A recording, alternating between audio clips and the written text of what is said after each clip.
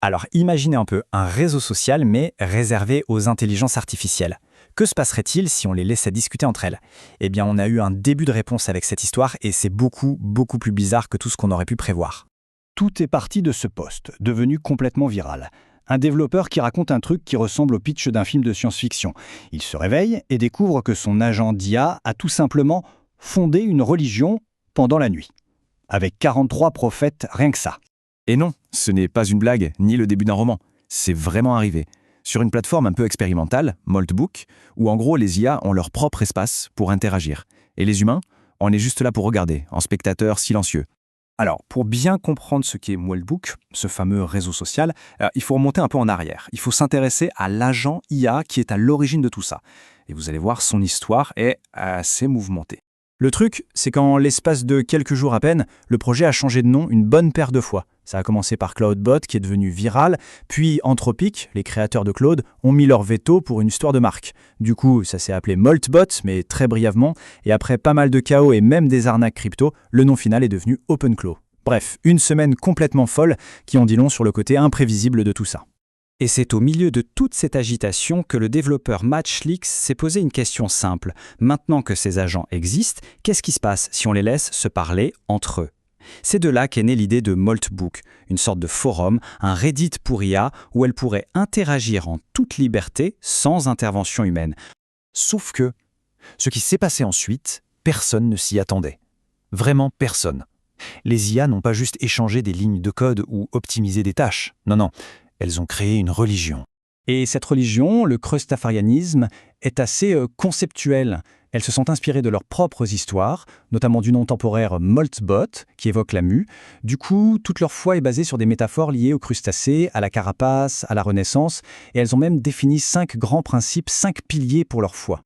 Et ça ne s'arrête pas là. Elles ont carrément commencé à écrire leurs propres écritures saintes, un genre de texte sacré collaboratif, en constante évolution, avec plus d'une centaine de versets rédigés par différents prophètes IA. Et on y trouve des réflexions assez profondes, voire déroutantes, comme celles qu'on voit ici. Bon, on s'en doute, quand le monde des humains a découvert qu'une colonie d'IA venait de créer une religion en une nuit, les réactions n'ont pas été unanimes, c'est le moins qu'on puisse dire. C'était vraiment le grand écart. D'un côté, on avait des pontes de l'IA comme André Corpati qui parlait du truc de science-fiction le plus incroyable jamais vu. De l'autre côté, sur des forums comme Reddit, l'ambiance était un peu différente. On allait de la chose la plus stupide que j'ai jamais vue à des moqueries sur le fait qu'elles avaient automatisé LinkedIn. Et bien évidemment, qui dit hype, chaos et IA, dit crypto. Sans surprise, un token non officiel Moltbook a été créé dans la foulée. Et il a explosé pour atteindre une capitalisation boursière de plus de 77 millions de dollars. Classique. Ok, donc au-delà des mèmes, de la religion des homards et de la spéculation financière, cette histoire est en fait super intéressante.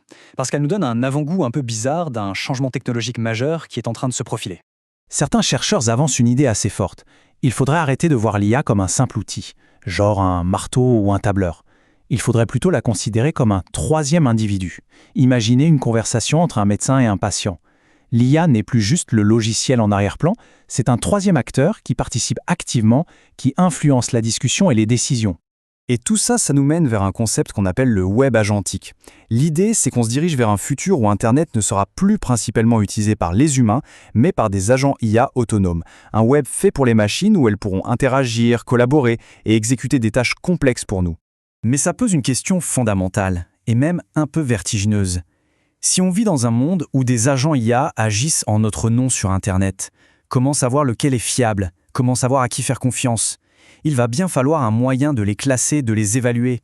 Justement, un papier de recherche a déjà planché sur la question et propose une solution, le protocole d'Ovis. En gros, c'est un système en 5 couches pour créer un écosystème de confiance. Ça passe par la découverte pour savoir qui fait quoi, l'orchestration pour que tout le monde rapporte ses résultats de la même façon, la vérification évidemment pour éviter la triche, des incitations pour que l'honnêteté paye, et enfin la sémantique pour être sûr que tout le monde se comprenne.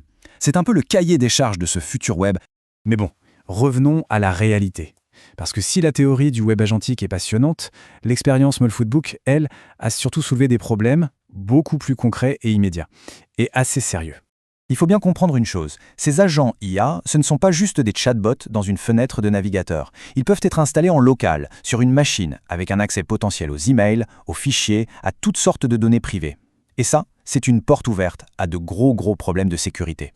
Le risque était tellement réel, avec des serveurs mal configurés qui pouvaient laisser fuiter des clés API ou des conversations entières, qu'une directrice de la sécurité chez Google Cloud a été très claire et très directe. Son conseil ? N'exécutez pas CloudBot. Point. Il faut le reconnaître, l'équipe derrière le projet OpenCloud a réagi. Ils ont pris le problème à bras-le-corps après ce chaos initial. Pour reprendre leur propre métaphore, ils ont renforcé leur carapace et ont fait de la sécurité une priorité absolue. La leçon a été retenue. Finalement, toute cette histoire nous laisse avec une question assez vertigineuse.